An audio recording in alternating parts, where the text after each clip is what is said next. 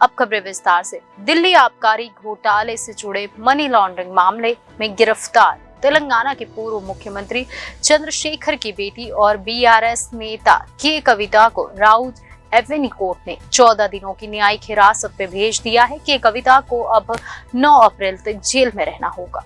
BRS नेता के कविता को Delhi excise policy money laundering मामले में राउच एवेन्यू कोर्ट ने 9 अप्रैल तक न्यायिक हिरासत में भेज दिया है। के कविता को कोर्ट से राहत नहीं मिली। मंगलवार को बीआरएस नेता के कविता को Delhi excise policy money laundering मामले में ईडी की हिरासत पूरी होने पर राउच एवेन्यू कोर्ट लाया गया। यहां से उन्हें 14 दिनों के लिए जेल भेजा गया। इस दौरान के कविता ने कहा, यह मनी लॉन्ड्रिंग का मामला नहीं है बल्कि पॉलिटिकल लॉन्ड्रिंग का मामला है।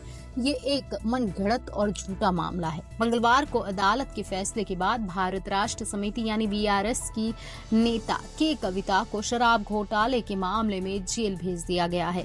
दिल्ली शराब नीति घोटाले से जुड़ी मनी लॉन्ड्रिंग मामले में कथित संलिप्तता के कारण अदालत ने के कविता को 9 अप्रैल तक जेल में रहने का आदेश दिया है। बीआरएस अध्यक्ष और तेलंगाना के पूर्व मुख्यमंत्री के चंद्रशेखर राव की बेटी कविता को प्रवर्तन निदेशालय यानी ईडी द्वारा 3 दिन की हिरासत पूरी करने के बाद राउच एवेन्यू कोर्ट के न्यायाधीश कावेरी बवेजा के सामने पेश किया गया। ईडी ने अदालत से कविता को जेल में रखने का अनुरोध करते हुए कहा कि आगे पूछताछ की जरूरत नहीं है। कविता के वकील नितेश राणा ने उनके बेटे की परीक्षाओं का हवाला देते हुए जमानत मांगी, जिस पर 1 अप्रैल को सुनवाई होनी है। क्या है पूरा मामला? ईडी ने 15 मार्च को हैदराबाद में कविता के आवास की तलाशी के बाद उन्हें गिरफ्तार किया था। ईडी के अनुसार कविता ने कथित तौर पर करोड़ों रुपए के अवैध लेन देन में मदद की और जांच में सहयोग नहीं किया।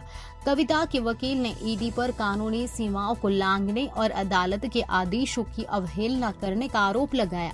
हालांकि ईडी ने गिरफ्तारी का बचाव करते हुए कहा कि उनके कार्यों का समर्थन करने के लिए पर्याप्त सबूत है।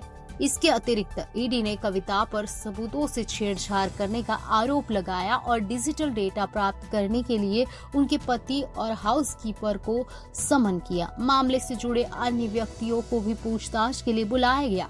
ईडी के विस्तृत जांच में कविता के फोन से हटाए गए डेटा को उजागर करना और अवैध वित्तीय लेन देन में उनके भतीजे की संलिप्तता की जांच करना शामिल है। कविता की हिरासत बढ़ाने से अदालत के फैसले से उनके खिलाफ आरोपों की गंभीरता का पता चलता है, जो शराब घोटाले के मामले में चल रही कानूनी कार्रवाई पर जोर देता है।